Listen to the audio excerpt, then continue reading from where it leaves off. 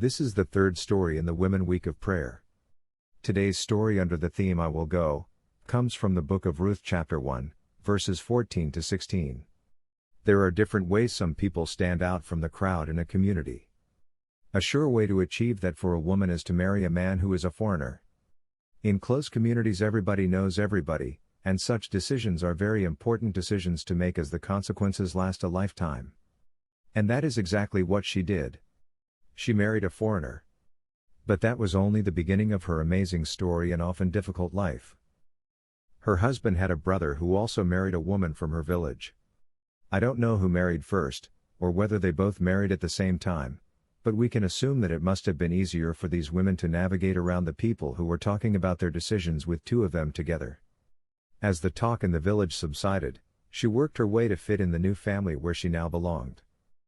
As it happens in new marriages, a lot of adjustments must take place.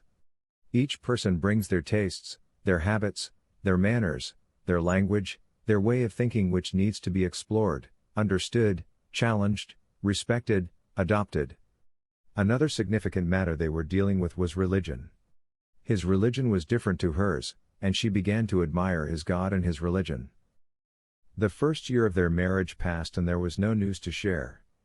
The second passed too, and now the village started talking and speculating. Why is there no child yet in their family? As if it was not difficult enough for her to struggle with that issue, comments from others must have added to her difficulties. But the worst was yet to come. First her father-in-law died. It was such a heavy blow to the family. Her mother-in-law was inconsolable. She liked her mother-in-law and they got along well. It is something all mothers-in-law should learn, to be on good terms with their daughters-in-law. But as if the death of her father-in-law were not difficult enough, two more heavy blows hit the family. Her brother-in-law and her own beloved husband both died. Some disease took all the men in this family. What sorrow fell on all three women. It is hard to imagine what depths of sadness they must have felt. No husbands to look after them and no children to give hope for the future. Then the news came which was both good and bad. They heard that famine in the land where her husband came from, which brought him to this place, ended and there was plenty of food there. That was good. But her mother-in-law now decided to return there. That was bad. What was to happen to her? What future was there for her? The initial decision was that the three women would go together. They were a family now, and it was good that they stick together. Preparations were made, goodbyes were said, and they were on the road walking.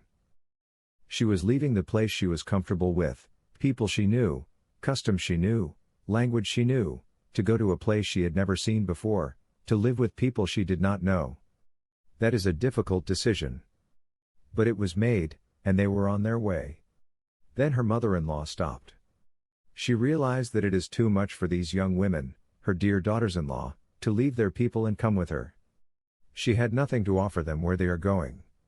Her mother-in-law said she didn't know how she herself would be accepted once back after 10 years of absence. How would she look after herself, let alone another two women? So, her mother-in-law urged her two daughters-in-law to go back to their own home village and start a new life. It would be easier to do that than to continue on with her. Have you ever been in a situation where life has given you so much grief, your loved ones have died, and then you must make a difficult decision? Perhaps you also needed to leave your homeland to go to another country, another people? How difficult was that? Her sister-in-law decided that her mother-in-law had a valid point and reluctantly said goodbye and turned back. What should she do now? Join her sister-in-law and return to her relatives? Perhaps find a husband or remain unmarried for the rest of her life? Or stay with her mother-in-law and start a new life, without any assurance that there would be a future for her? Where would she stay? How long might she live? Where would she die and be buried? Her decision was firm and very clear. We read it in Ruth chapter 1 verse 16, but Ruth replied, "Don't urge me to leave you or to turn back from you. Where you go, I will go,